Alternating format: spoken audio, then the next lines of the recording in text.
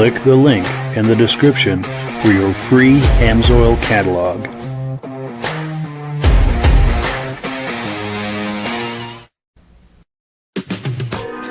Before we get started, I'd like to give a quick shout out to some of our friends. The Eastern Snowmobile Racing Hall of Fame. Search for them on Facebook. Central Minnesota Pond Racing, some of the best vintage snowmobile racing in the Midwest. Crane's Snowmobile Museum, 172 Main Street in Lancaster, New Hampshire. The Vintage Snowmobile Club of America Quarterly Magazine. The New Hampshire Snowmobile Museum at Bear Brook State Park in Allenstown, New Hampshire. The Benedim YouTube channel, some of the best vintage snowmobile videos on YouTube. Ben's Vintage Mini Bike Podcast, the second Sunday of every month at 8 p.m. Eastern Time. The Muscle Car Show and Tell Podcast, every Wednesday at 9 p.m. Eastern Time. Second Chance Upholstery and Automotive, custom snowmobile and automotive upholstery in Derby, Vermont. I am your independent AMSOIL dealer. Click the link in the description for your free AMSOIL catalog. Lastly, if you decide to advertise with the Vintage Snowmobile Podcast, this could be part of your advertising message.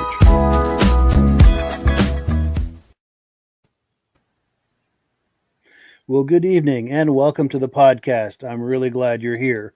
Now, I have a robust lineup of vintage snowmobile entertainment on tap for you tonight. But before we get into all of that, I want to make sure that everything is working properly. So if you can see my face and hear my voice, I'm going to ask you to leave a comment. Please let me know where you're viewing this from and whether you are a first-time viewer or a regular viewer. Now, to our first-time viewers, if this is your first time viewing the podcast, I hope you have a good time with us tonight, and I hope you decide to join us here each and every Thursday night at 9 p.m. Eastern Time. Now, this podcast simulcasts to 8 different places across Facebook and YouTube. So wherever you're viewing this right now, just circle back in 1 week's time, and we'll be waiting for you with another fun-filled episode. Now, to our regular viewers who are here week after week, month after month, and season after season, you are the ones who make this possible, and we really, really appreciate that. So let's take a look here at a few quick comments, and then we'll bring our friends on, and we will get this party started. Let's see, our good friend Armand Buto is here from Pittsburg, New Hampshire. He says he's looking forward to another great podcast, and we're intending to deliver that to you. Also, Charles Leone says, welcome back, Charlie, from Minnesota. Great to see you, Charlie. Glad you're here. John Spranger Jr., our good friend from the very beginning of doing these podcasts. He's here from Elin, Wisconsin. Nice to see you, John. Dave Trim is here from Carthage, New York. Thank you for being with us, Dave. Appreciate that. Charles says, check my audio. Okay, good to know, because it is different tonight. I don't have it in the headphones. I have it on a speaker nearby, which is a little odd. With my someone please make a note. Let me know whether or not you can hear my voice. Okay, Rob's giving me a thumbs up, so he can hear me.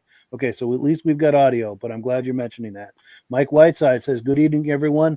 Let's get this party started, and started we will. Jim Holbrook is here, Thetford Center, Vermont, regular viewer, says loud and clear. Good to hear that. August Freeman from Cairo, New York. Thank you for being here. Nice to see you. Our good friend John T. Senna is here saying good evening, live from North Branch, Minnesota, Speedway and the Blue Ferrari snowmobiles. That is his passion. Midnight Rider is here. Greetings from Northwest Minnesota. Great to be back. Great to have you. Charles says the echo is bad. Thank you for letting me know about that. There's a way I can check on that, and I will do so here in just a moment. One last comment here. Stacy and Art Fosler, regular viewers from the very beginning from Plattkill, New York. Nice to see you. Thank you for being on. Without further ado, we will bring our friends on, and we will, as promised, get this party started. Gentlemen, how are we doing tonight? I'm doing good today, Mike. How are you doing? Good. Oh, I do hear that echo now, and I will investigate that in just a moment. But our guest tonight, our special guest, is Mike Kohn. He has recently acquired the Vintage Snowmobile Club of America Quarterly Magazine, and he's here tonight to tell us all about that. And let me set up this shot here. And while he's talking about that, I'm going to investigate this audio issue. Mike, please give us the quick detail here on your magazine. Sure. Good evening, everyone. Well, let's see. I recently acquired Vintage Snowmobile Magazine and the Vintage Snowmobile Club of America. from Mike Kohn. Mike has done a tremendous job with this publication and organization for over 20 years. And I think it maybe just he was ready to move on, or, that's a long time to do the same thing. I have a long history with the publication and the organization. And maybe I'll just start at the beginning. The Vintage Snowmobile Club of America was founded in 1987 by Gary Webster. He's a former Mercury racer, and he saw a need for preservation and celebration of machines that were newer than what at the time were considered antiques, what we now call vintage snowmobiles. He started it right at his kitchen table and started a newsletter that came out quarterly. In 1994, I became editor of that publication as Gary decided to split the roles of running the club and doing the newsletter. One other gentleman preceded me for about a year, and then the reins were passed on to me. I was the editor of the newsletter from 1994 to 1999, and brought it from your typical newsletter to more like a magazine over a period of time. And somewhere along the line, the club just grew so fast. It grew 1,000% from 94 to 99 in size. And I got a little burned out, and I had a lot going on in my life then. I was much younger, had a lot more responsibilities, and I just walked away from it in 2000 and didn't look back. I sold all my vintage sleds to Ed Webb, who ran Coronas and Snow Stuff. And he sent two fellas over with a big check and a semi and hauled them all away, and that was it for a long time. And then I rode my new sleds and, still kept snowmobiling, but I really didn't pay any attention to the vintage world at all.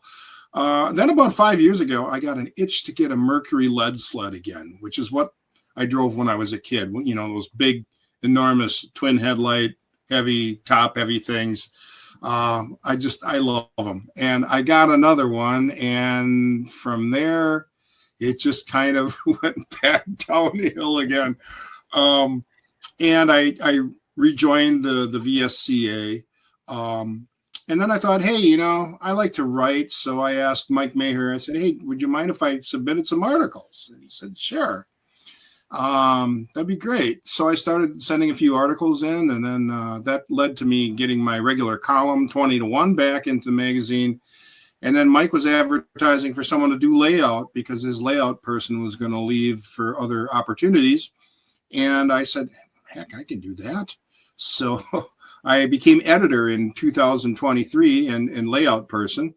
And that led to a conversation fairly recently, about 6 months ago, when Mike and I started planning for the turnover of the magazine. And that occurred on September 18th of this year is when I took over. So just a little more than a month ago. And it's been going real well. Our December issue will go to press on Monday. It's all ready to go. We got some great articles in there. The feature on that is on the Rupp dragster, the super snow sport dragster that kind of fell off the face of the earth for a long time. And Bobby Dodge tracked it down and submitted a great article on that. And then the usual things that we always have in the magazine, like coverage of shows in the West, Central, Midwest and Eastern parts of the country and Canada, whatever, we try to cover as much show information as we can. We have our calendar of events where we list everything that's going on that we know of as far as vintage and antique shows and swap meets. We have this site here, Vintage Snowmobile Events on Facebook, which I started about 3 years ago to try to have a central place where people could go and see what's happening in their area on a particular weekend. And now this Facebook page drives our events calendar on our website. So as they're updated on Facebook, they get ported over to our calendar events on the website as well. And that also is what we use to populate our events section in the magazine. We also have we're going to have more and more tech tips, probably more than in the past, because I think there's a need for that. There's a lot of things that I guess are becoming a lost art because we're so far removed from that old technology now that less and less people actually know how to rebuild a Tillotson or deal with a Salisbury clutch or, that sort of thing. So we're going to move more in that direction too. Also, I plan on being more inclusive to what I guess people call classic snowmobiles.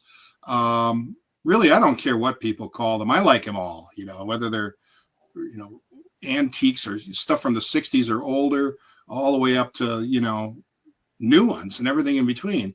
But I think, this hobby is so nostalgia based that I think we have to embrace younger people and what they remember, because, what got me in this is what I remembered as a kid, and probably is the same for anyone listening to this. You probably got hooked on vintage snowmobiles because there was a machine that you liked when you were younger. And so tapping into that nostalgia, I think, is very important. And we have to keep moving along with the times, too, and be inclusive of 80s and 90s machines. And they have their interesting stories to tell also. So I want to make sure that those stories are told. Let's see, what else can I tell you? We're doing a subscription drive from now till the end of the year. We have not raised our subscription rates in probably 2 decades. And of course, everything keeps going up. Cost of everything, mailing, printing, and all of that. But in the meantime, you can get ahead of the curve and subscribe to Vintage Snowmobile Magazine and pay the current rate of $22.50 a year in the US or $30 in Canada, $50 international. And between now and the end of the year, you're automatically going to be entered into a drawing for one of 3 hoodies, Vintage Snowmobile Magazine hoodies. And we'll be giving those away. The drawing will be on December 31st. And 3 lucky winners will get one of those in their size. So that's kind of a little extra incentive to get out there and subscribe before the rates go up. Absolutely. Yeah, I think it's so far we've had a nice brisk response to it, and I hope that continues, especially now that we're getting closer into the snow season.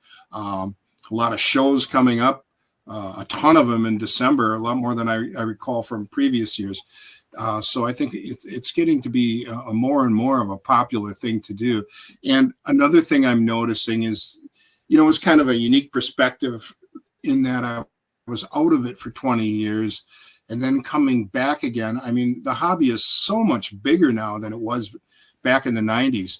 And not only are the shows, are there more people collecting, but the shows have a much larger response from spectators than they did back then. There's a lot of people that come to the shows that, aren't collectors. They just came, or they come to look at the machines, and that's, awesome.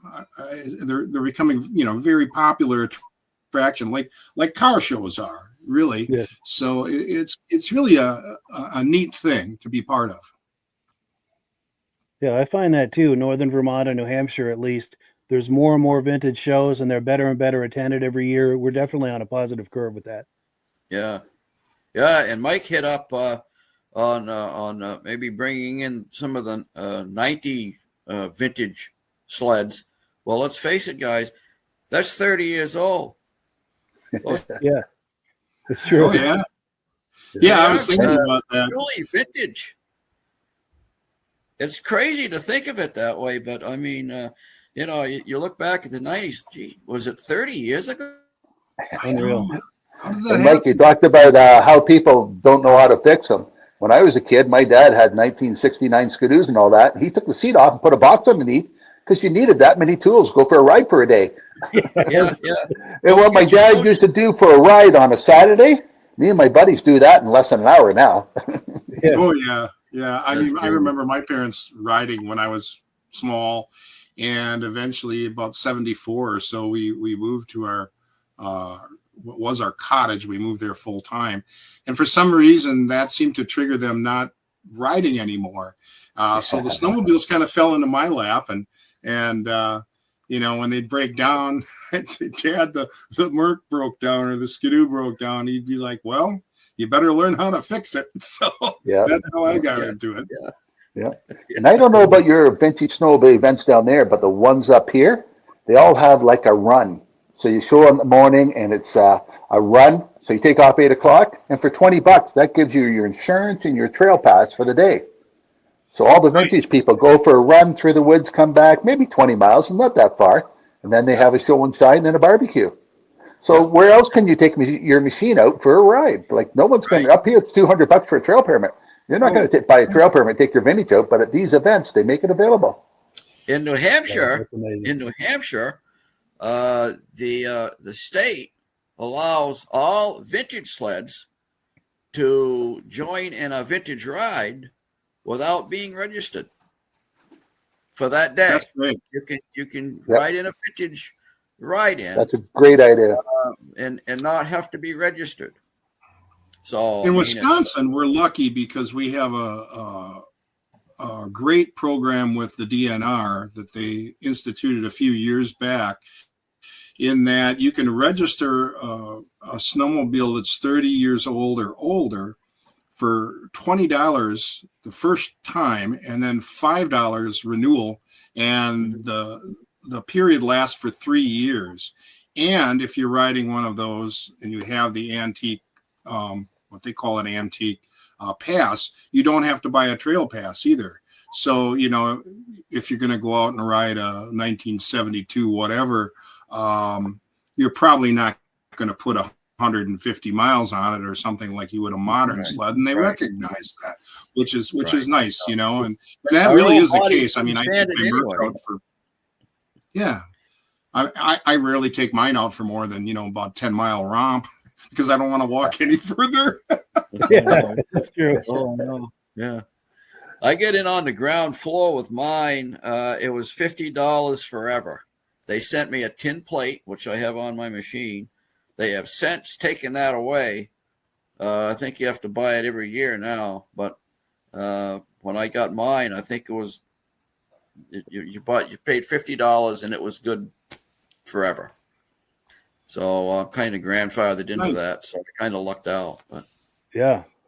But anyways, I guess to kind of summarize, I'm really thrilled to be taking over the magazine, or taking back the magazine. I guess we're thrilled you are. And I'm, again, we're running the subscription drive between now and the end of the year. You could win one of 3 hoodies and get in at the low price of $22.50 in the U.S. one more time before the rates go up in January. So it's a great publication. I'm really proud to be part of it. And again, Mike Maher did a wonderful job for the past 20 years, and my hope is to continue that tradition and maybe even carry it to the next level. I hope, because I think this is a great hobby, and it seems to be growing very quickly. Yes. Yeah. And since you brought up Mike Mahar's name, I wanted to also give a good shout out to him, because he's a good friend of the podcast, a good personal friend, and we want to wish him well on whatever the future holds for him. Absolutely. For sure. And we're going to do one more shameless plug with this graphic here. He's doing a subscription drive, and if you subscribe here, I think before the end of December, I think it was, you That's correct. Registered to win one of 3 hoodies that they'll be giving away.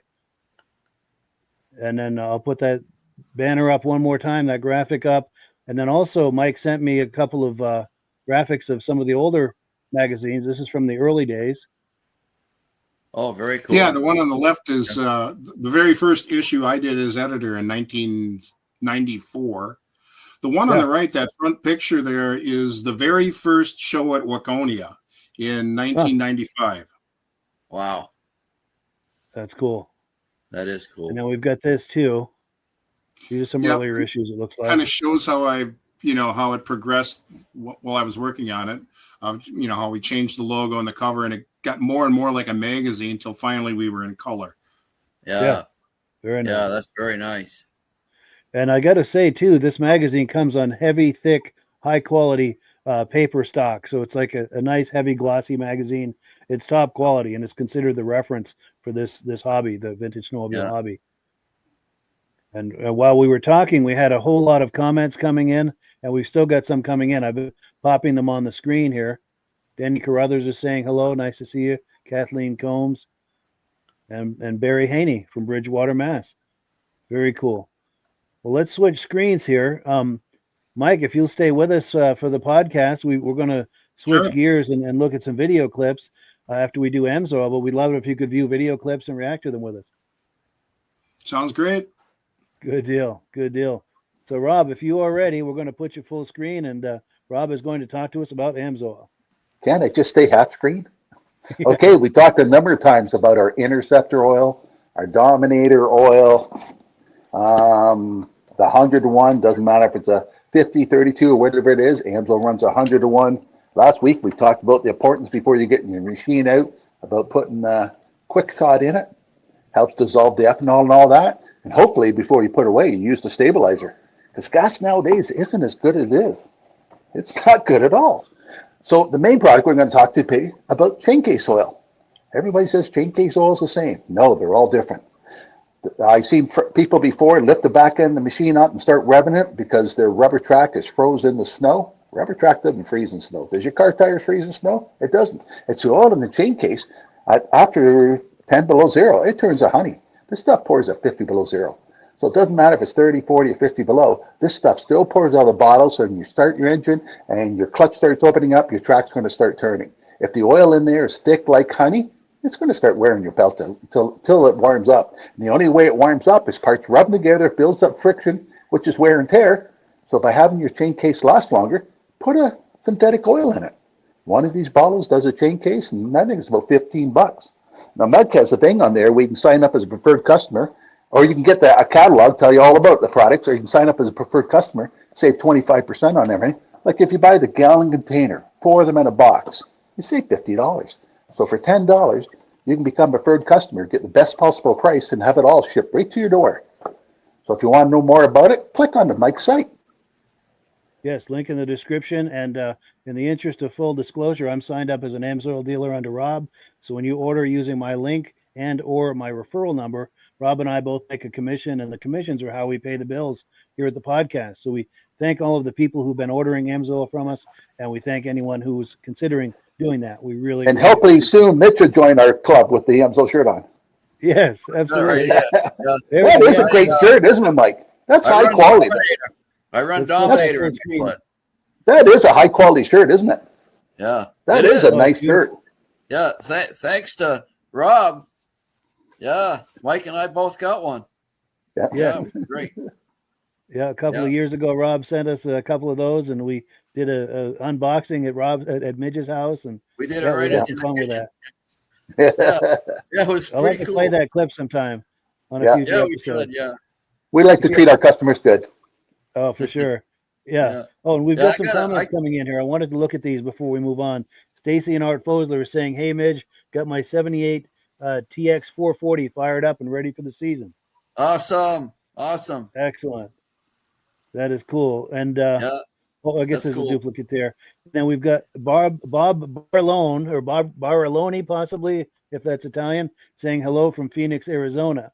And I had a question about that. I lived out in that area for about 8 years, and I was curious where you are in the Phoenix area. I was in Chandler, so I was curious where you are out there in the Phoenix area. And thank you so much for doing. I was in Scottsdale, Arizona, and we drove 4 hours, and it was 90 at Scottsdale, Arizona. We drove 4 hours, and we had snow. Flagstaff must and be. They shut I didn't know they shut the Grand Canyon down in the wintertime. It's not safe to go up there. So much snow. Yeah, especially in the North Ridge. Yeah, I didn't know that. Yeah. Crazy. Wow. Well, cool. So let's shift gears here, and we're on item number 3. Now, a good friend to myself and possibly Midge. I think Midge must know Doug Cower from some of the Northern Vermont and New Hampshire shows. Well, he made a video clip for us at a recent snowmobile show, and he's going to show us some of his Kawasaki's. Plus, he's got a new acquisition. This is a Kawasaki that was just taken out of the crate. It's never been run, never had gas in it, and it's an unbelievable find. And he's going to tell us about that as soon as I cue it up. And here we go. Let's take a look at Doug's sleds here. Yep, my name is Doug Cower. I'm going to start with my Kawasaki collection here. My first one is a 78 440 Invader. My buddy Ted restored this. And if you want, you can look under the hood. This actually has what they call the power-up kit. So now you got two pipes, twin pipes. This 78 was the only one that had a fiberglass hood too. I'll go over to this one.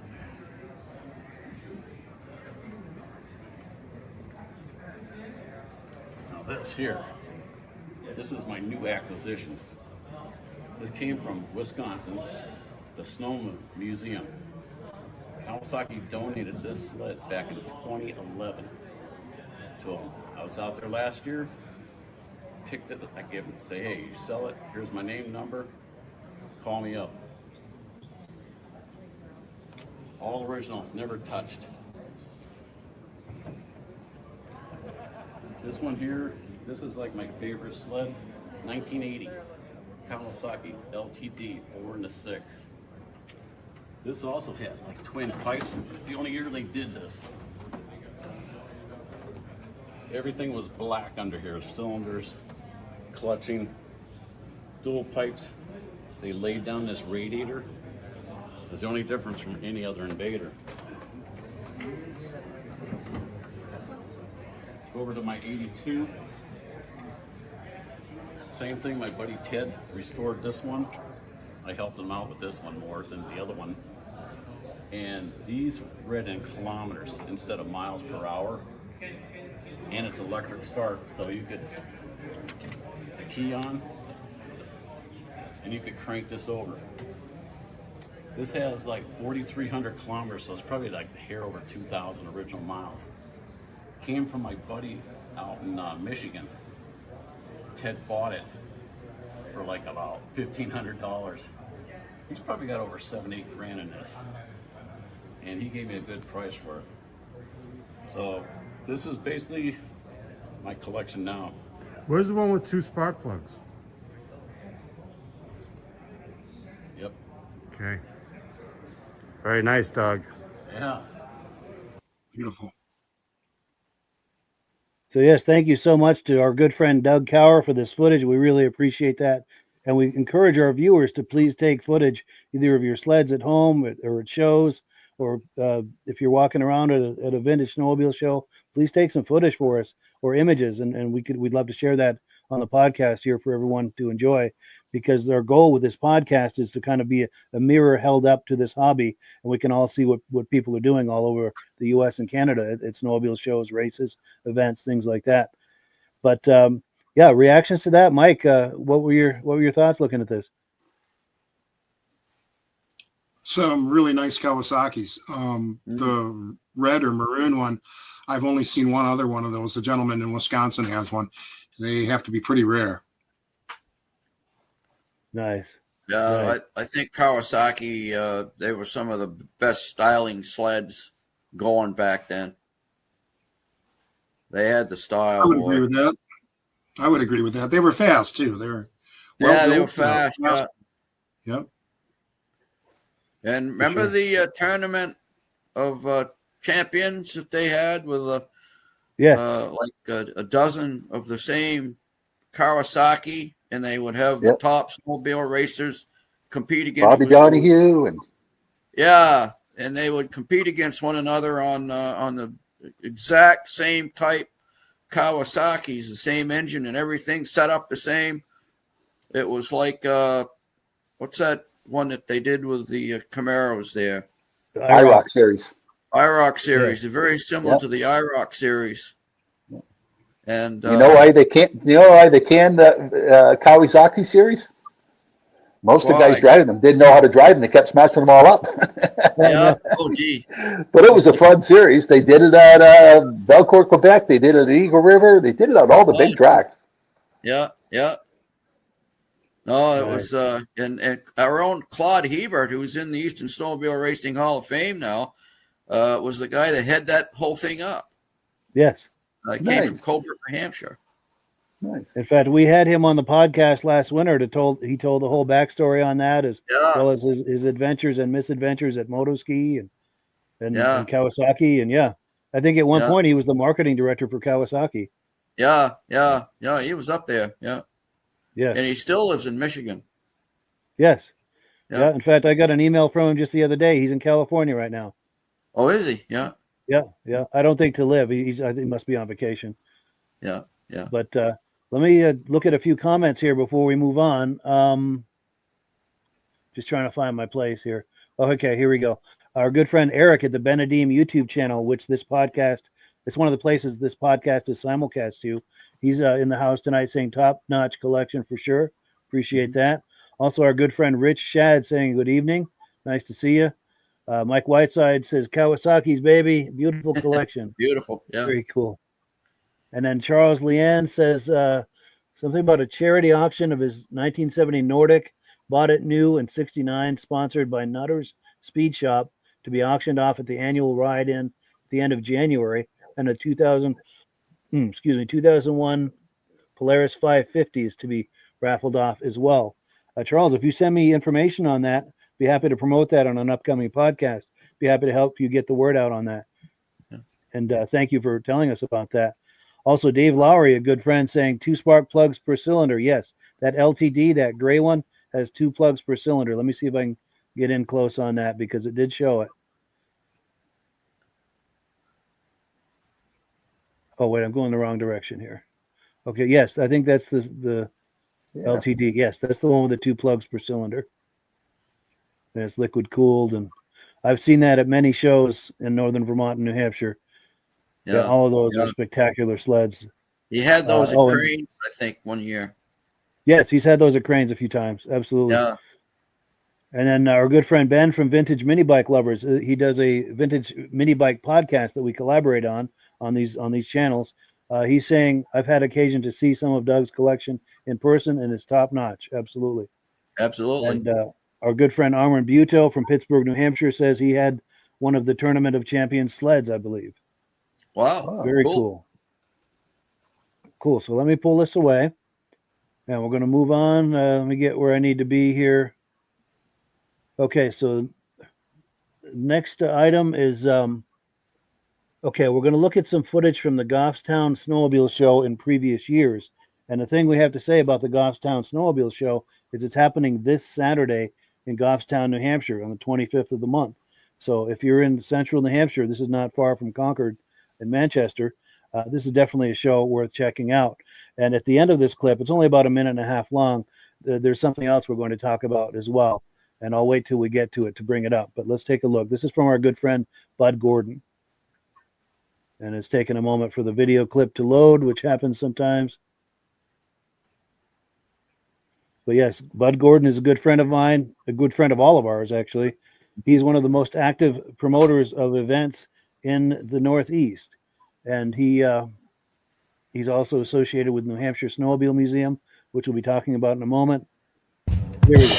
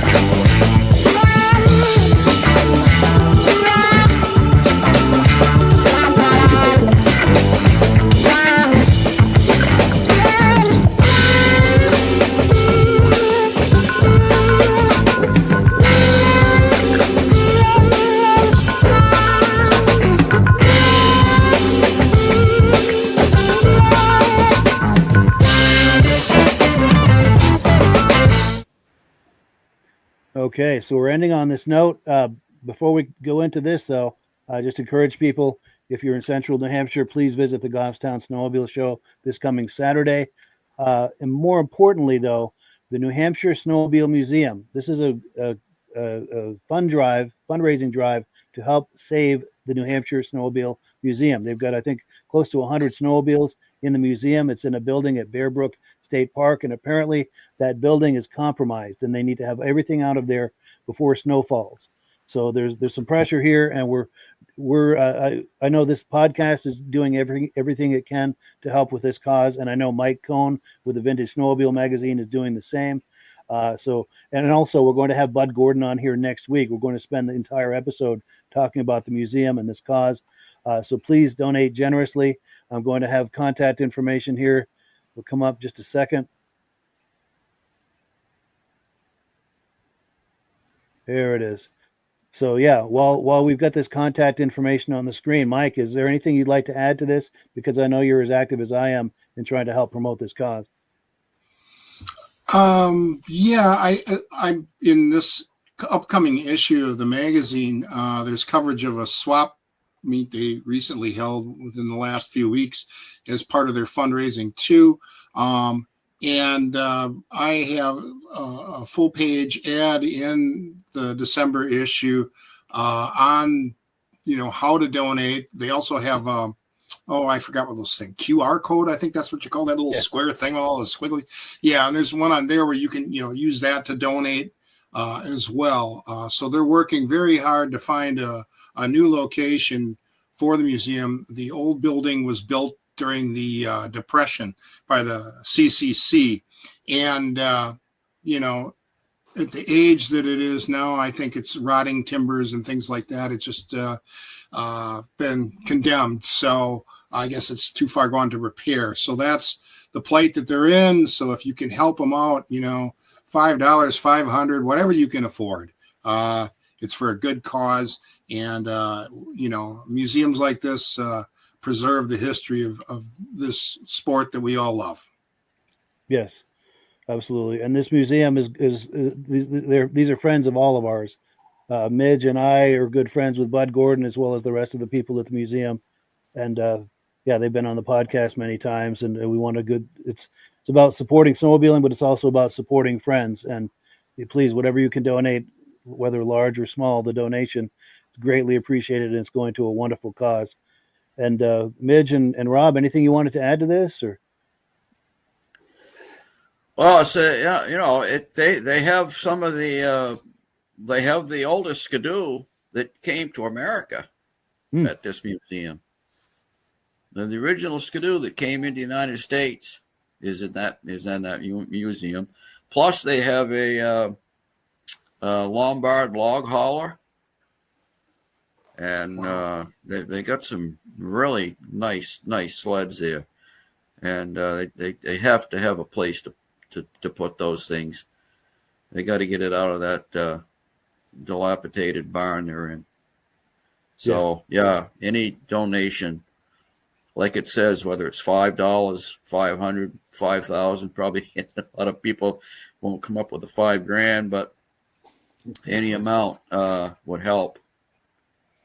Yes, if anyone wins the lottery in the near future, please donate generously to this. Yeah, that's right. Yeah.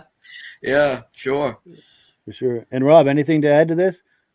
There's not a lot of museums around, so the ones they are, we got to keep them open. Yeah, absolutely. I only know of 2 museums up here in Ontario area. Well, no, Belcourt, Quebec, and one here in Ontario, but there's not a lot around. It's true. It's true. Well, and we've got a couple of comments that have come in. Let's I'm trying to find my place here. Oh, yes. Okay. So Charles Land says, any questions, send to Charlie Treemaster. So look for Charlie Treemaster on a Google search or on Facebook. And Benadim, Eric at the Benadim YouTube channel says that display of the ski-doos with the fake snow was pretty neat. Yes, it was. In fact, let's go back and take a look at that. That was a cool look. He had some fake snow right there in that trailer. Yeah. It's nice when the people go the extra mile on their displays. Yes. And then here's the graphic for the Goffstown show that's happening this Saturday. Try to make that if you can. And Charlie's got Charlie TR Master. Okay, so that's how you find Charlie for those raffle sleds. Well, cool. Let me pull this away and get back to the main screen. And what have we got next? We're going to take a look at some sites from the Vintage Snowmobile Show last September 2024 in Pittsburg, New Hampshire. Now, this is the show that Bud Lacasse puts on, and he always does a great job with this show. And I know Midge and I had a great time over there. He asked us to judge it, and we had a good time doing that. So let's take a look. Here's some sites from that show.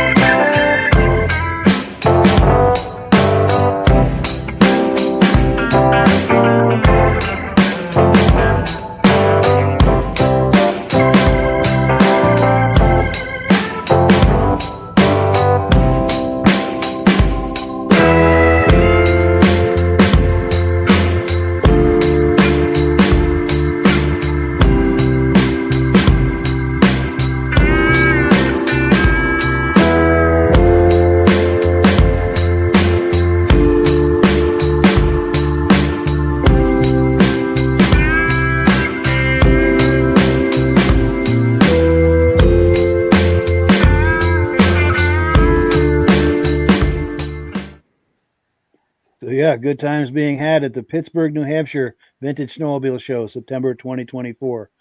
And let's see, Rob, reactions to that? The very first Skidoo, the RV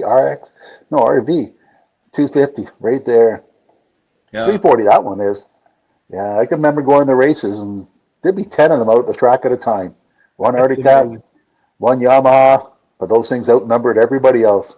Skidoo was giving them away, I think. Wow. They look so good out there performing. Yeah, Beautiful. that's one of the sexier sleds for sure. And go ahead, Midge. Yeah, that was Mark Belanger's sled. That actually won Best of Show out in New York the year before, and he purchased it from the guy. And I think it won Best Race Sled at Ray's show here. And is it's a beautiful sled. Yeah, from every angle too. Yeah. For sure. Speaking of every angle, let's take a look here at some of the angles. Yeah, I think it's flawless. Yes. Totally gorgeous. Our asphalt drag machine, that's the hood we bought to put on it. Nice. Yeah. I'm trying to see if I still have that image. I don't think I had that image loaded. But yeah, Mike, reactions to this? Well, it's a beautiful sled. I kind of like the second generation Deer there, the Liquefier.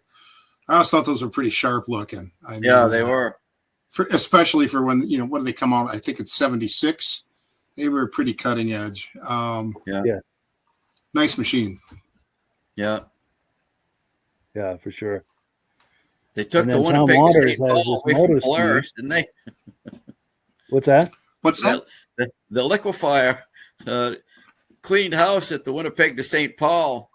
Polaris thought they were going to have it won, and John Deere went in and ended up winning this Winnipeg to St. Paul. Yeah. Wow. Then Tom Waters has this moto ski. I think this is some kind of a custom fabrication thing he did, but it's unbelievable. Oh, isn't that a beautiful sled? Yes. Oh my Do goodness. they still have the Winnipeg to St. Paul race? I don't believe it. I don't know. Mike, do they? No idea. Do you know, Mike? No. Racing is probably my least knowledgeable area. I need to bone up on that. I would know. I haven't heard of it. I haven't heard of it for years. Yeah. Yeah. Oh, and then Eric from the Benedim YouTube channel is talking about that cross-country cat, and I apologize, I've already pulled that away. But that's a resto mod. That's Tom Peters as well. That moto ski, he owns that as well, and I think it was. Oh, I can picture the guy, but I can't think of his name. Who did the resto mod on that? Yeah. Jim Murphy. Jim Murphy, because Jim Murphy's a cat guy, and he did the resto mod on that. And that's I think modern underpinnings with older cab and seat and like that. And our good friend Armin Butel from Pittsburg, New Hampshire says good spot for a show, as it was at the foot of Murphy Dam, situated right on a four-wheeler trail, and had lots of people stopping by. Absolutely, that was a great show. Yeah. And here we go. Dear friend of mine from the 80s says, great show tonight. I love seeing all the snowmobiles. Definitely would be cool if you come to Illinois to check out the museum in Hopedale. I would love to see that. And if you're ever out that way, please take some footage for us. We would love to see that. And thank you, Charlotte. Old and dear friend of mine. Very dear friend. Joe Zenert says, hello, Mike. Kay, logged in late. Good to see you on the podcast. Cool deal. Mike, getting some love here. Good deal. What about me and Mitch? I know, huh? We're all chopped liver. But no, as long as somebody's getting some love. So let's see. Speaking of getting some love, we're going to take a look at a clip from the recent induction ceremony for the Eastern Snowmobile Racing Hall of Fame that happened last month. And who's getting love? Mike and Sally Beattie. Now, before we roll this clip, a good friend of both of theirs, Midge Rosebrook, who incidentally is the founder of the Eastern Snowmobile Racing Hall of Fame. Do you want to set up this clip for us, Midge? Yeah. I actually submitted Mike and Sally to be inducted into the Eastern Snowmobile Racing Hall of Fame. Sally and I both worked at the fair in the exhibition hall, and I told her that I think that they deserve to be in there. And Mike's race car, when he was racing, his number was 25. And he was one of the premier stock car racers in the area. He won a lot at Barrie, Vermont, over there in Catamount Stadium, Vermont, and Riverside Speedway in Goffstown, New Hampshire. And he won a lot of races. He was one of the top drivers back then. And his number was 25. So I told Sally I would like to see that they were inducted in 2025, and that was the reason. Nice. Yeah. Well, let's take a look.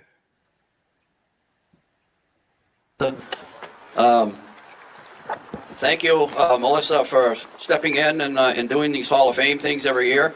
I want to thank Paul Crane, who, without Paul, this never would have happened. And in the board, Shane actually called me about a week ago, and he asked me if I would read his plaque of his parents who's being inducted this year, and it's indeed my honor to do so. So my eyes aren't as good as they used to be, so I've got these things. You're in good company. Yeah. I told Sally a couple of years ago. She was working at the fair in the exhibition hall, and my wife and I were working there as well.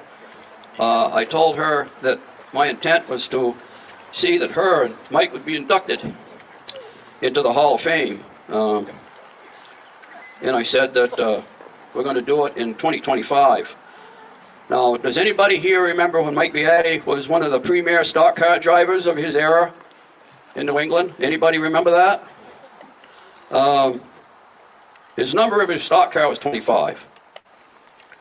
So the fact that I'm doing it for 2025 is no coincidence. It's because of his stock car number, and I told Sally that's when I wanted to induct them.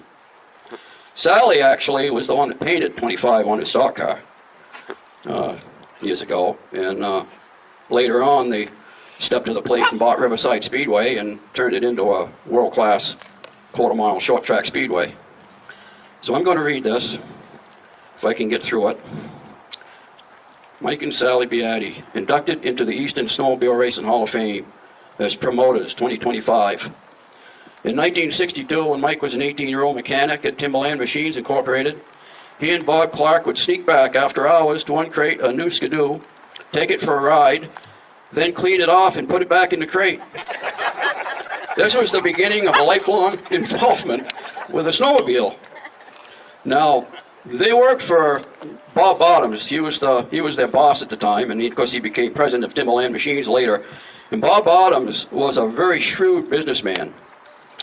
And he probably knew about this little endeavor that Clark and Beattie had going. But he didn't say anything, and the reason he didn't say anything was because he was getting these sleds all set up for nothing.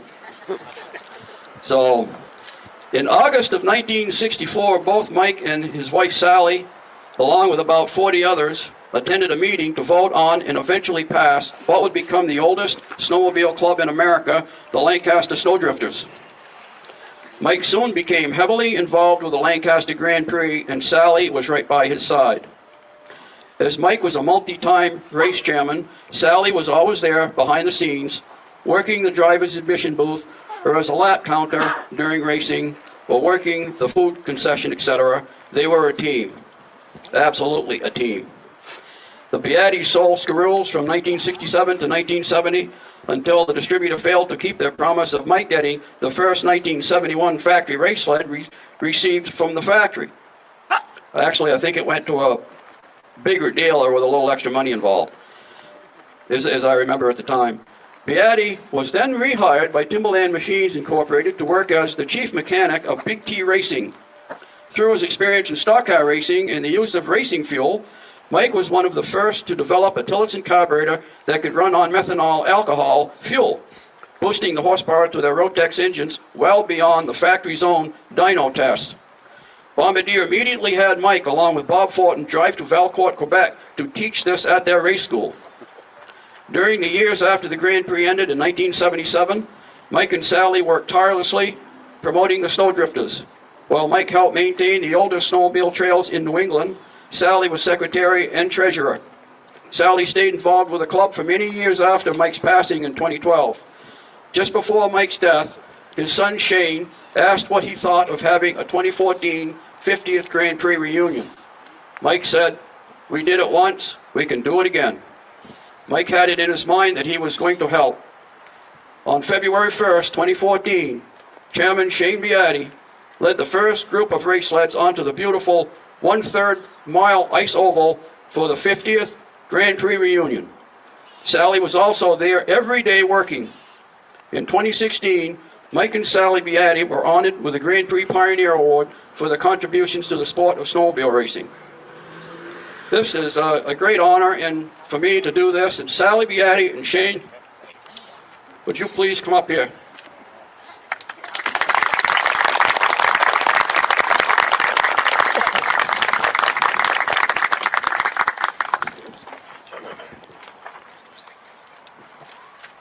Thank you, Midge. There was a reason that I had Midge do this. Midge was actually the one behind all of this, getting my father and mother into the Hall of Fame. I just want to thank you very much, Midge. I want to thank the Eastern Snowmobile Hall of Fame and all the directors for recognizing the work that my parents have done. And also on behalf of the Beattie family, thank you very much.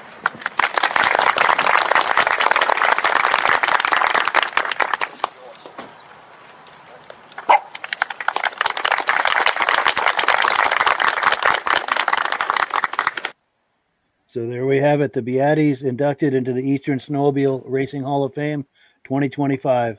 Mike, reaction to that? Very much well deserved. I love the bit about taking the sleds out of the crate and then putting them back in. That's priceless. For sure. And that is one of the best things about these ceremonies. You hear some amazing stories like that. Yes. Oh yeah. Yeah. So go ahead, Midge. Well, Mike and Bob kind of swapped chairman duties for the Grand Prix there for the first, half dozen Grand Prix. And one year, Timberland Machines racing team was practicing on that 26-mile cross-country course almost every day. And Bob got wind of it. So he told Mike, he says, after work, he says, we got to go out and change that course. He said, we can't just give that cross-country race to the Timberland Machines. He said, that's unfair. He said, other people coming, they have to, that course is blind to them, But so anyway, he and Bob Clark went out right after they got done work, and they traveled the whole entire 26-mile cross-country course and changed it. Wow. Yeah, they moved the flags, field, so to speak. they changed it around, and they didn't get back home until the wee hours of the morning.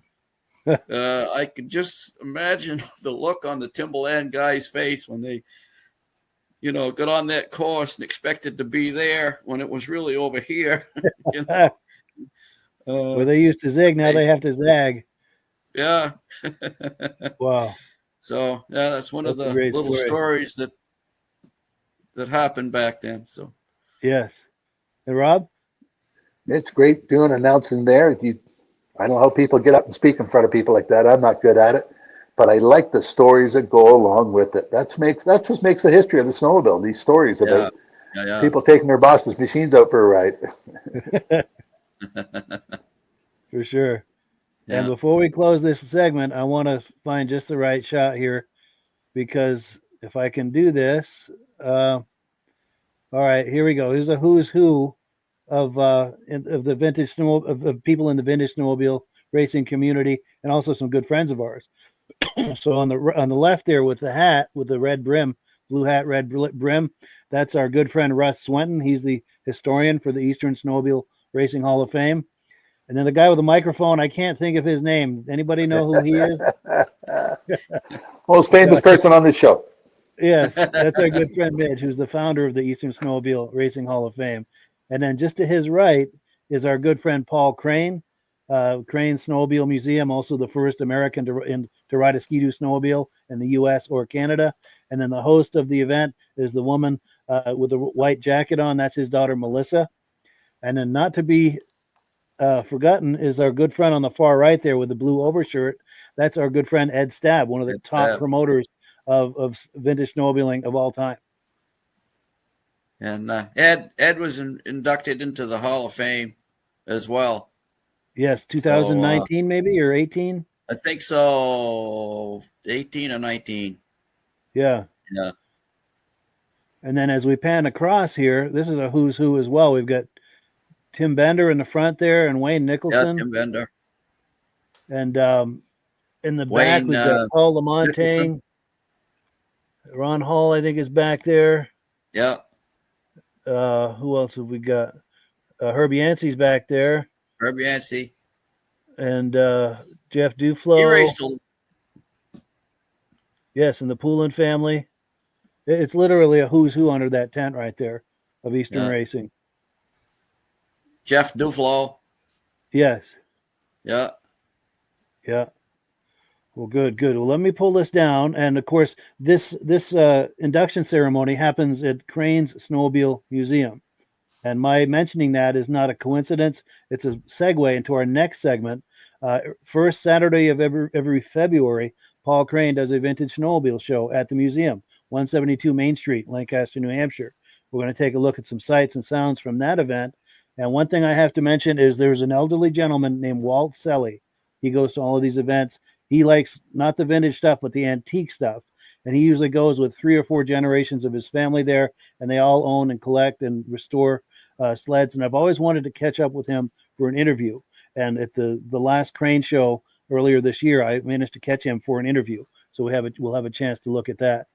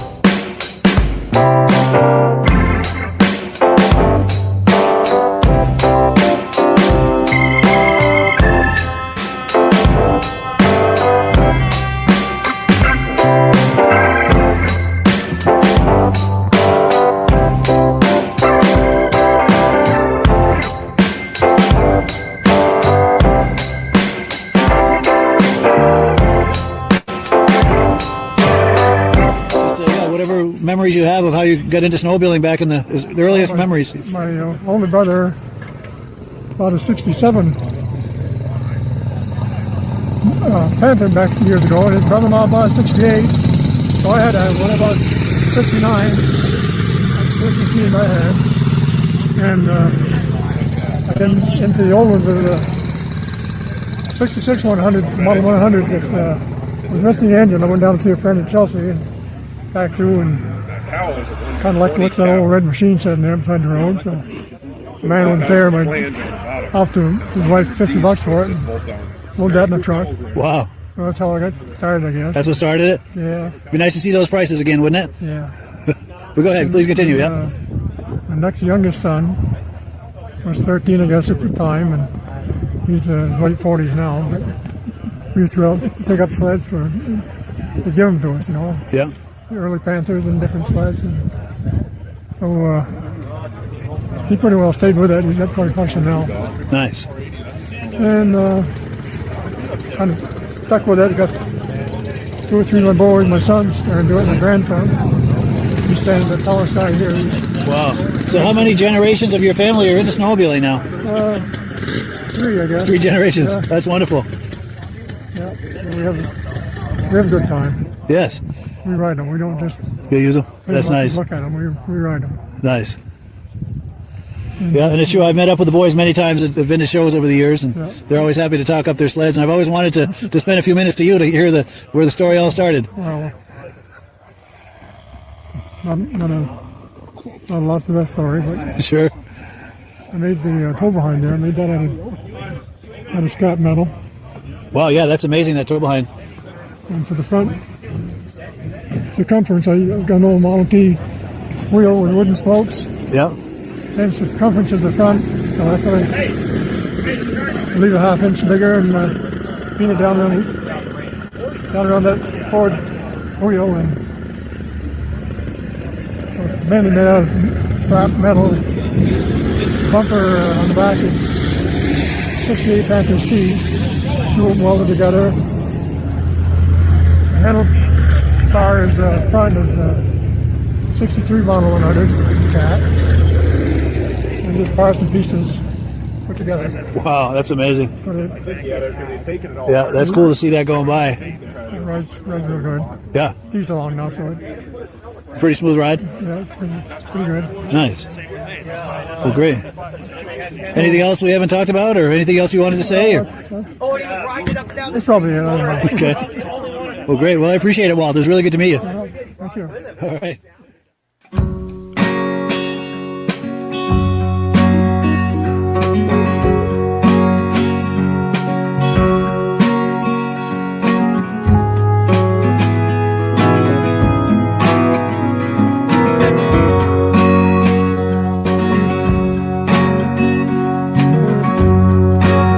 Paul Bollier, and this is Damian Bollier, and my father Richie Bollier is around here somewhere, and we're 3 generations that really enjoy old Arctic Cat. I bought out an old dealer a while ago and started Timeless Cat, where we buy and sell parts and do fix-up restorations or find stuff that's, you know, unrestored, and basically love antique shows and keeping it going with the next generation. Yeah, so basically just enjoy going around with my son. My daughter's getting involved a little too cold for them today, but we've gone around and we've done some trading and buying and selling, and we've accumulated quite some gear. This is probably about half of what I have, maybe a little less.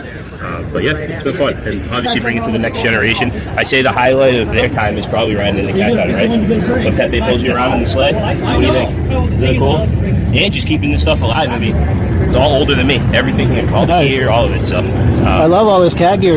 Can we talk through some of that, or can I go up close and talk it up? These are just 1970s boots. We got some late 70s, mid 70s, early 70s hats. We did Purple Power Lube. They made some really cool survival kits back in the day that went with your sled. That's pretty cool. Old directions and everything with it. These were actually given out to the racers back in the day. These were sweaters. I forget what year, probably mid to late 70s. So there's different sweaters that some of the racers might have potentially worn. Yep. We can ride that one too. Do you want to show them some of the clothes? No? These obviously helmet bag. Got the old rotary lube. New old stock belts. Different makes all over, made different gear. So oh, wow. Pretty unique that people... I remember all that stuff. Right? That's amazing. And you're right, that makes my heart go pitter-patter seeing all that stuff in the 70s. And to be honest with you, some of it, like even that, so I'll show you a sweater on the other side, but that box probably got me just as excited as seeing the sweater. Yeah, with the graphics. To find the old box and the original box and everything. These are more late 70s, some nice jackets with the buckles. I got some full-piece suits. I try not to double up just so it shows people a variety of stuff. But this is that sweater that came in that box. Wow, nice. They were made more for the ladies to be a little more casual, but it is Arctic wear. Yeah. And then obviously my pride and joy is over here inside this. Let me come around. Right? Oh, here we go. Oh, yes. You don't see those very often. So the Icelandic gear. This is sort of my pride and joy. That is amazing. Kind of what started the vintage clothes collection. I was helping someone who father-in-law had a bunch of stuff and unfortunately passed away, so he was trying to help sort stuff out and stuff I wasn't interested in. I was like, oh, you should reach out to the doormat people, do this, do that. And it turned out that he had some cool stuff, so I ended up with that jacket. And then it took off from there and got into all the other gear. So it was really sleds and buying out an old dealer to fix sleds, and then that jacket took off for the more of the gear and stuff. And then I found, matching mittens again. Very hard to find. There's boots, there's all sorts of stuff. People have some cool stuff. I guarantee some people here have stuff like this at home. Definitely, yeah. But it's cool. You bring it out, and then some of them don't even think to bring it. So they'll see it, and next time they'll bring it out. It'll be cool. So yeah, that's pretty much. And it's true, none of the other manufacturers did clothing at the level Cat did. No, Cat did everything. Stuff. Yeah, and I have posters and all sorts of stuff from back in the day that how they advertised it too. It was cool. And then the toy aspect, I have 1970s battery toys and E-lights play. It's cool. Nice. So yeah, they definitely knew how to capture the whole audience and the family aspect. Which obviously, if we want the sport to go on, family's the big part of it. So it's cool to be able to reshare that. That's amazing. It's a great legacy for him too. Absolutely. Yeah. Because if he can get excited about this, that's the future of it, 100%. Yeah. Okay, we got other kids here, the parents, they walk around and check it out, and maybe they'll even come out next year with some of their stuff, So totally. It's good. Yeah, good times at Crane Snowmobile Show. Yeah. That's the first Saturday of every February. So if you're in or near Lancaster at that time, that's a show you do not want to miss. Reactions, Rob? He's starting that 3-cylinder Arctic Cat with just a wrap-around rope. They have a lot of compression. Yes. But I like the guy's collection. Arctic Cat did have the most of the most out there. Yeah. For sure. Yeah, a lot of good memories of that. You don't very often see anybody bring a whole clothes rack to a vintage show, but that guy did. Yeah. Yeah, that was nice to see all that stuff. Yeah, that was cool. I mean, you might see that in a museum, but not out, not outside at a snowmobile show. No doubt. That was pretty cool. Yes. And Mike? Yeah, very cool.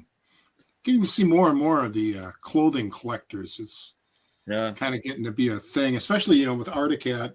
I can't believe the variety of stuff they put out in the 70s. Oh, I did. I mean, I'm constantly running across ones I've never seen before. It's amazing. Yeah. Yeah, they Cat had everything from the shot best glasses to cufflinks to lighters and just about anything you could think of. You could put a Cat logo on. They had. Yeah. And a few years ago, we had Robert Palmer on here. He's probably the biggest collector of Arctic clothing and memorabilia. And we went on for over an hour just looking at everything he's got. And we didn't even cover all of it. In fact, going to see about maybe getting him on again sometime. But yeah, and Mike, did you have anything to add to this? Or? Just really nice machines. Really nice to see, good turnout, lots of people enjoying themselves and things like that. That's what it's all about. Yeah. Yes. Yeah. And personally, I was very excited to catch up with Walt Sally. I've known him for quite a few years as well as his sons, but it's never occurred to me to try to catch him for an interview. And I was glad I caught him. Yeah, because between him and his sons and grandsons, they own dozens of antique sleds, and it was nice to catch up with them and hear the origin story. And then there was a guy there he had probably like a 3-year-old son on a kitty cat right there. Let me see. It's hard to stop this. This thing is really sensitive, so it's hard to stop it where I want to. But you probably saw he's like a 3-year-old going by on a kitty cat. Yeah, that was fun. I'm having a hard time finding it now, but anyway, that's always cool to see. And I want to get him on, not the 3-year-old, but his father. Want to get him on the podcast sometime. He collects vintage Polarises. He's got a serious collection. Brendan, bring the 3-year-old. He'll tell us some stories. Yes, got to get him on. Okay, so we have one more video clip to look at. There's a really good vintage snowmobile show in Newport Ctr, Vermont, which is just 10 miles from here. It's not a big show, but it's a quality show. A lot of really serious collectors show up. And what it lacks in size, it more than makes up for in good vibrations. And at the end of each show, they do a ride. So what I've got here is a video clip of them all going by me on their ride. So here it is. Yeah, right here. Let's take a look.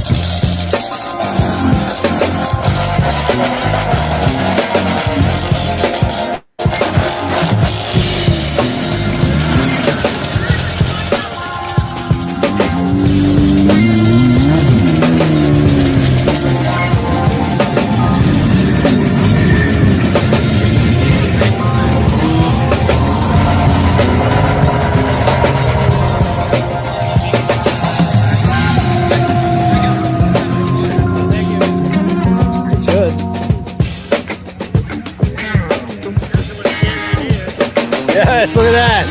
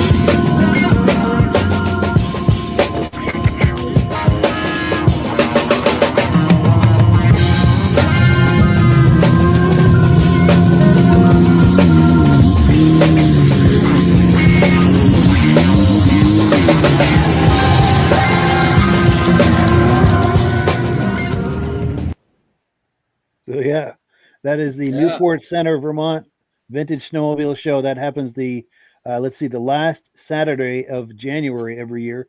They just had their 4th annual, getting ready for their 5th annual. That's put on by the Ctr family and the Country Riders Snowmobile Club. Excellent, excellent show. If you're ever in the area, please check it out. It's right off Route 100 onto Ctr Road, and it's on the right a couple miles down. You can't miss it. But reactions to that, Mike? I don't know if you caught this, but for the person who was asking earlier about that cross-country cat and if it was stock or not, one of them crossed the road that did have the original suspension in it in this video. So if he was curious as to what they originally looked like, there you have it. Also, it was neat to see that snow bug in the background. They're kind of a trippy machine. Yeah. Yes.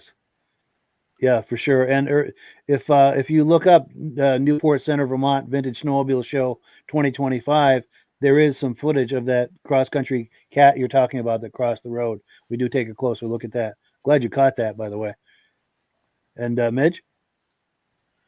Yeah, I hope we have some snow this winter. It's you look at that and it's still pretty sparse. They probably didn't have more than 6 inches of snow there. Yeah, it's pretty thin. Boy, when I was a kid, it wasn't how much snow you're going to get; it's where you're going to put it. Yeah. But hopefully we have a good year this year. I hope so. It's true. In the early 70s, we used to get buried. Oh, buried. Yes. And Rob? You were standing at the perfect spot right there, Mike, where some of them weren't going to make that little hill. Yes. It's a good place to get a view of all of them going by.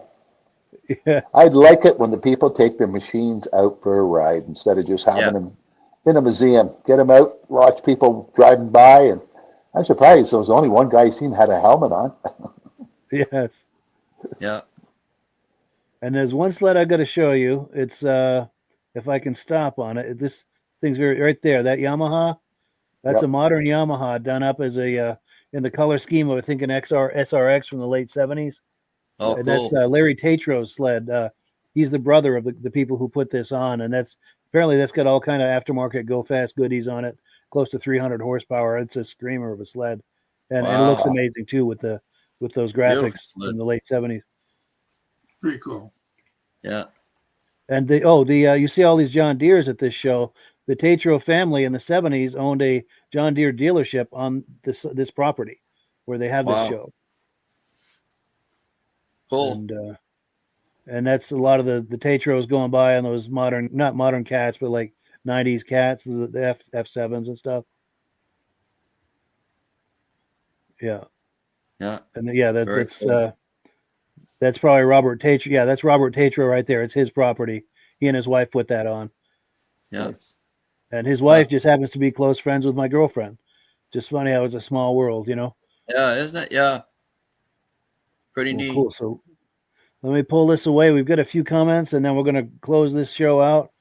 But Eric from the Benedim YouTube channel says, I saw that. Very cool. So I'm not sure exactly which, but there's a lot there to see.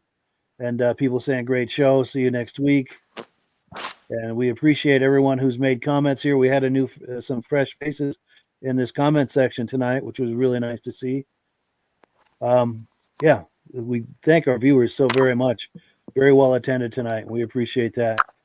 So we're going to go clockwise around the room for quick last comments. Mike, final comment?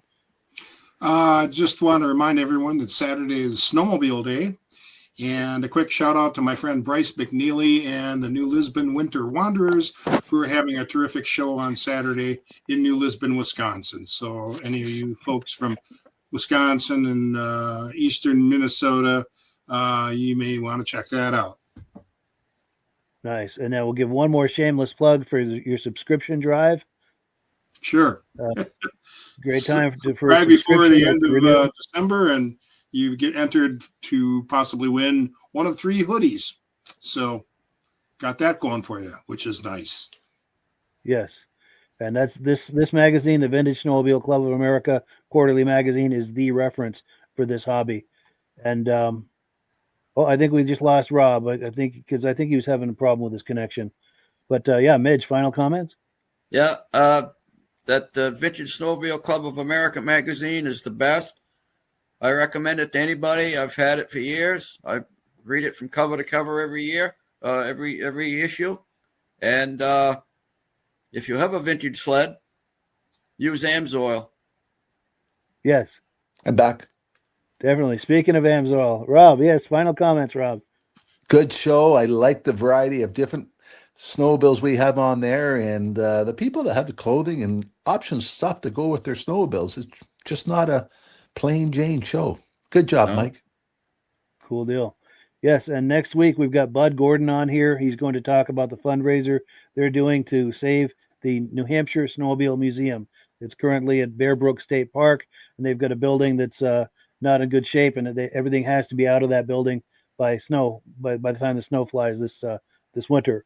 So they're under pressure to get everything out of there and trying to figure out a place for it. So they've got a fundraiser going on, and they are good friends of ours, and it's also an extremely worthy cause. So we're going to have Bud on next week. We're going to look at clips from the museum from over the years and some of the shows he puts on. He's one of the top promoters in the East, Bud Gordon is. So with that, we're going to close it out, and thank you everyone for viewing, and for Mike, for Midge, and for Rob for being on here with us. And as always, we give the last word to AMSOIL. Night, everybody. See you next week. See you all next week. Hello, everyone. This is Rob and Mike. How you doing today, Rob? I'm doing good. Mike, yourself? Very well. Thank you so much for coming on. I appreciate it. Now, today, we're going to be talking about AMSOIL. And in a few moments, we're going to show you how you can get the deepest discounts, free shipping, and free gifts when you order your AMSOIL products through us.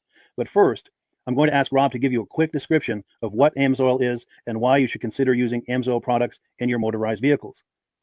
Thanks, Mike. AMSOIL is 100% synthetic oil. Everybody uses AMSOIL for a different reason. Some people like the benefits that AMSOIL is warranted for 25,000 miles or 1 year.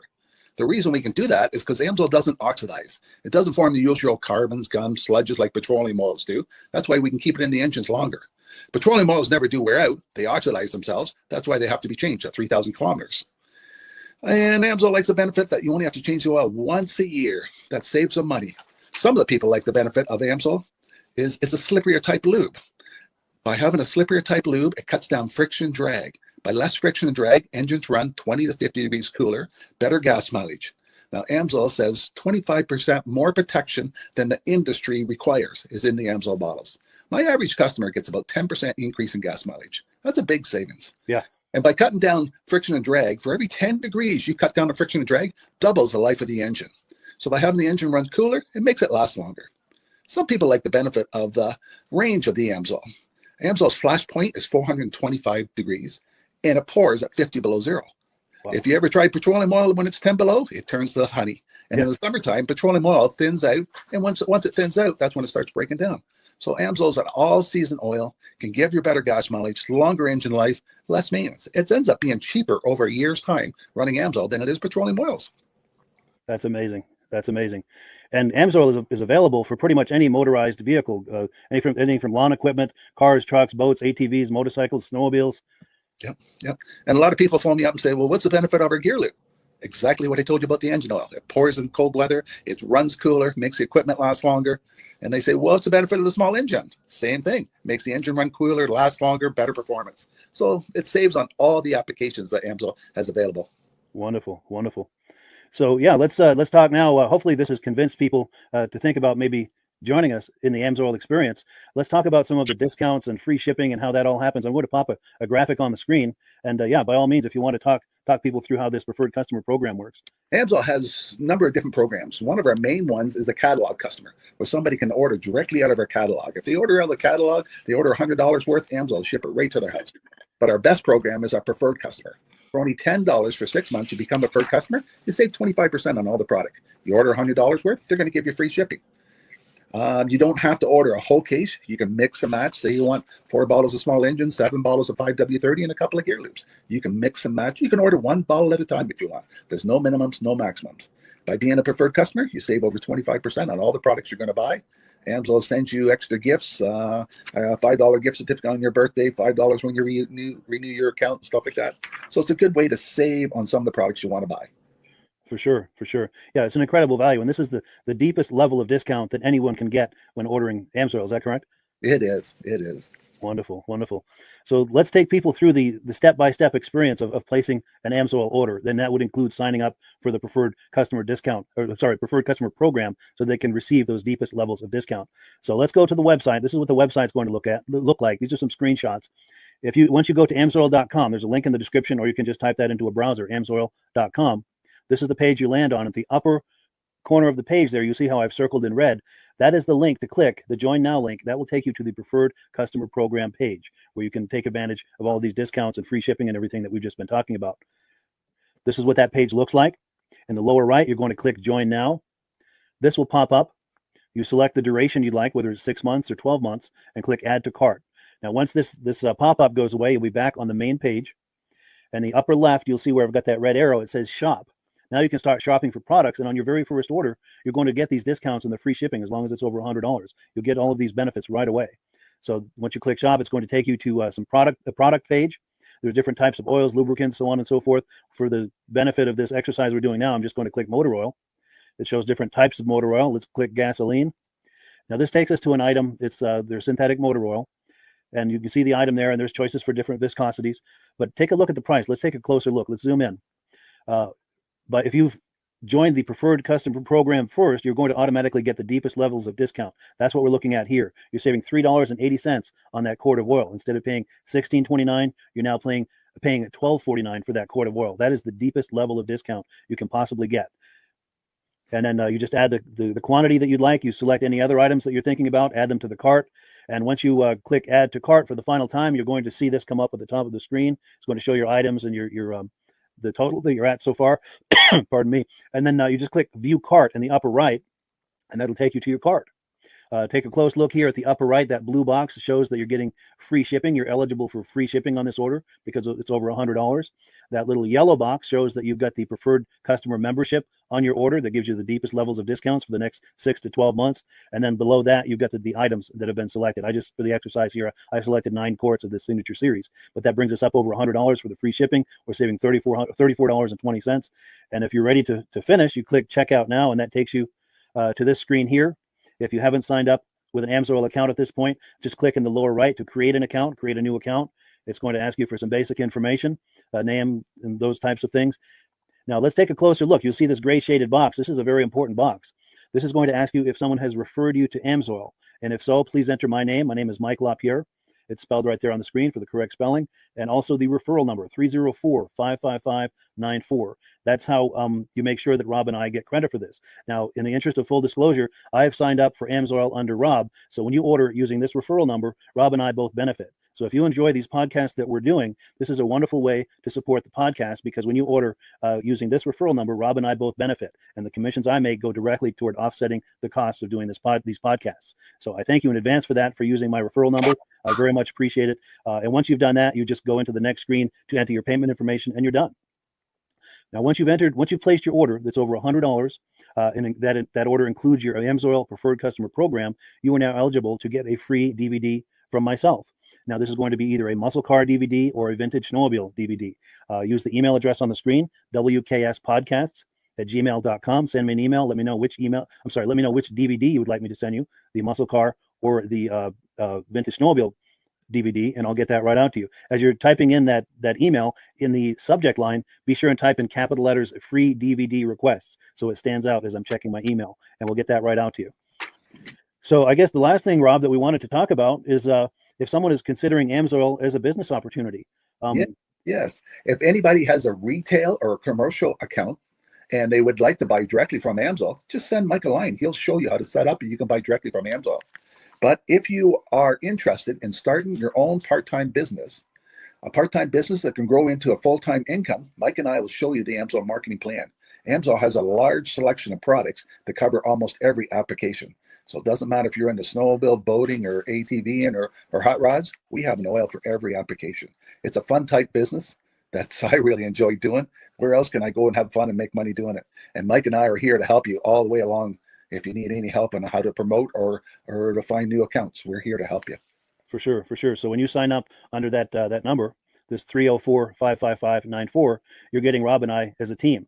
Now, Rob has been doing AMSOIL for 40 years. Can you believe that? 40 years. So he knows every aspect of this business, and he knows all of the ins and outs of the products. So he'll be able to help you with any kind of product questions or any kind of questions to show you the different business models that you can do with AMSOIL. And then the other thing that you get when you sign up under me is I've got a strong background in social media. So if you need some coaching on how to generate AMSOIL leads using Facebook and YouTube, I'm happy to coach you with that when you sign up under Rob and I. You get both of us as a team to help you, to coach you, to support you, whatever you need to get you off and running with this business and having fun with it. Like Rob said, it's an enormous amount of fun. If you're like Rob and I and you enjoy going to any kind of boat shows, car shows, motorcycle shows, snowmobile shows, anything with a motor, you like going to those shows, those events, those races, this is a great way to turn that into a income opportunity for you. Yes. And just by wearing my AMSOIL hat at one of these events, people come up and ask me about AMSOIL. People don't know where to buy it, and I'm there to help them, show them where they can buy the product. Perfect. Well, cool. Well, this is great. Any final thoughts, Rob, before we wrap it up? AMSOIL's a fun business. AMSOIL's been around since 1968. It was the first synthetic oil to be AI approved. Wow. Yeah. That's amazing. And that's very early in the game too, isn't it? Yes. For sure. Well, good. Well, thank you so much, everyone, for viewing. Hopefully, we've gotten you excited as we are about the AMSOIL products. We'd love it if you could join us either as someone who uses the AMSOIL products or to join the AMSOIL team as a business opportunity. And we thank you so much for viewing. Have a great day. You have a good day.